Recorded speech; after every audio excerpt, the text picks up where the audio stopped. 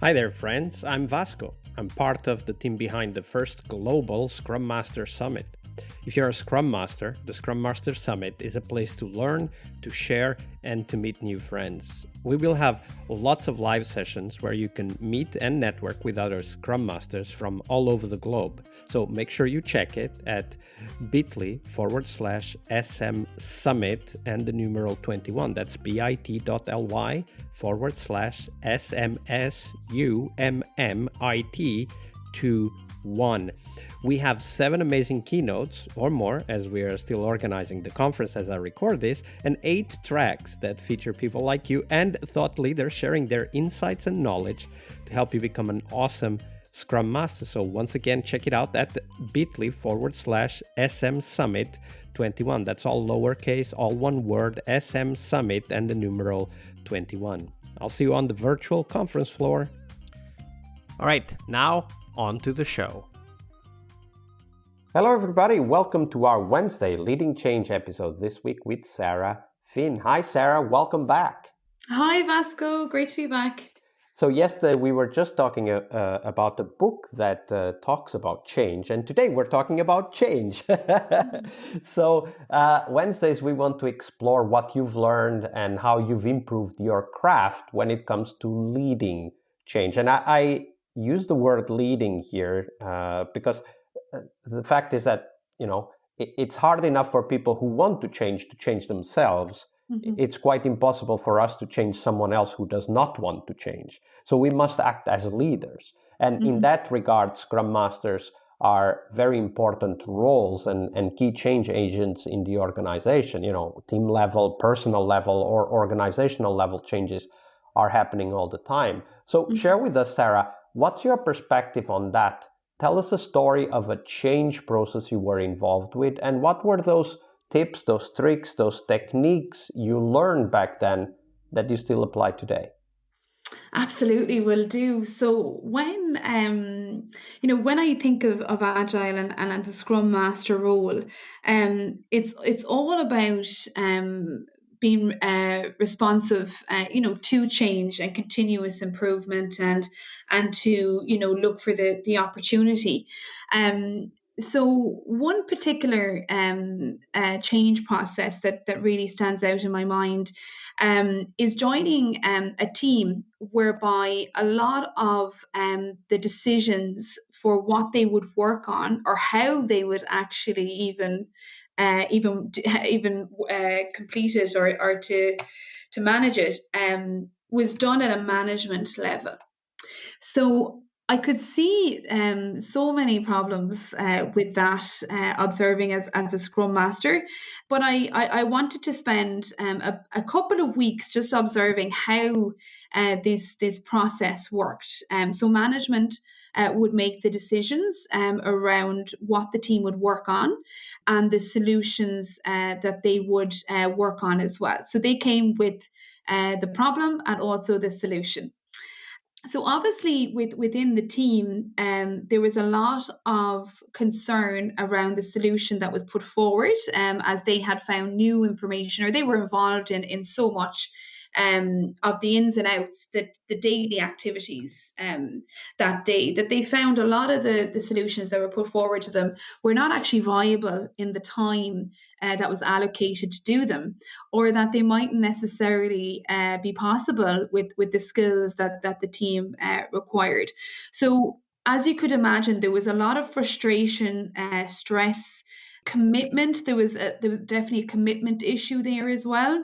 It had become a norm within the team not to necessarily deliver on time and not to deliver as was expected. And it definitely instilled a very toxic and challenging environment.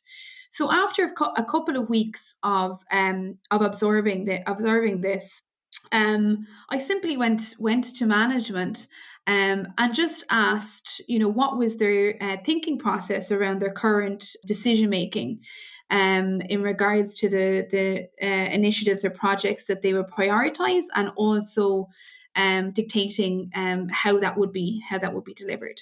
So I got a great insight into that, and they felt that was their role to do that. That they supported the team by delivering by giving information on the solution, and by prioritizing what they were working on and in what way. So I found that quite interesting. And I also went to the team then around how that impacted them. So obviously looking at, what they liked about it, that current process, what they learn within it as well, what they're learning, and also what the challenges and frustrations were. So once I got both the insights from both the management and the team members on what they liked about the current process and also what the challenges were, I then went to the stakeholders to see how they were finding this process. And again, it went back to, well, this is the norm. This is what we do. We're kind of used to it. We create a bit of buffer for when things don't go as planned. And usually we're able to wiggle ourselves out of it and deliver something that is valuable to somebody. So again, as a Scrum Master, as you can imagine, I found this so concerning and sent me in a kind of a nervous disposition, but also I saw it as a great opportunity to try and improve things. So we brought a rep from each group together for an initial discussion. So a rep from each stakeholder group, from the management group, and also 2 team leads from the team, to have a chat around how this was working for them and if there was small changes that they could possibly make that might improve things. So on that call, it became very heated. It became quite a challenging meeting to facilitate and create safety around it.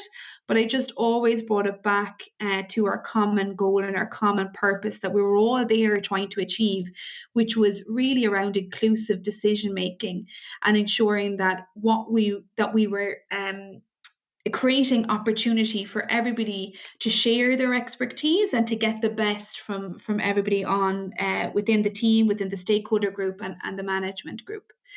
So we managed to come out of that meeting fairly unscathed when we kept repeating the common purpose, and we had agreed to work on 2 items that we would try and improve.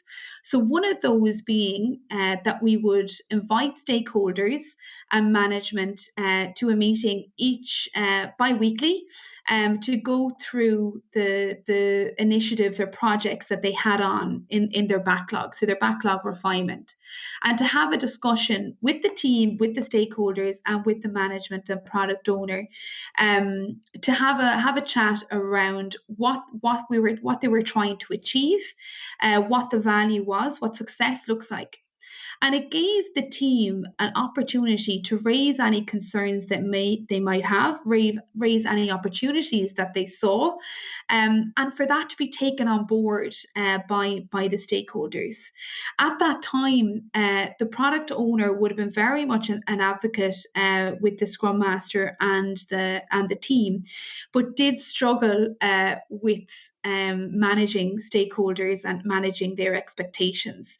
So she felt great support from the team on those calls to be able to come together and agree on what was clear, realistic expectations for initiatives and projects. And the team felt empowered then and valued that their skills were being used to make those decisions.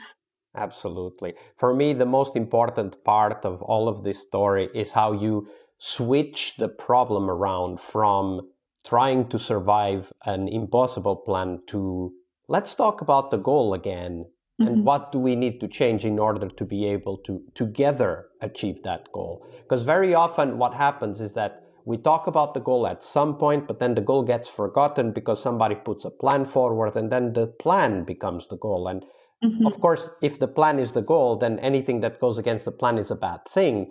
But obviously, companies and teams don't exist to execute plans. They exist to reach particular goals, and the plan is just one way to get there. And I like the story of how you brought everybody into the team, into a meeting. And as the discussion got heated, which I'm sure it will get heated in many places around the world, you brought it back to the goal, because that's a tip. That's a very important tip for us. Hey guys, I understand you all want us to succeed. So let's bring it back to the goal. So if we want to succeed at this, how can we work together rather than fight about Exactly. That's it. And up to that point, that process, their current process was very much, again, those silos. So it went from stakeholders to management to team, and there was very little of a collaboration or kind of a shared ownership on that success. So this really helped instill that, and ensure that everybody was working towards that goal, and everyone had a really important part to play in that.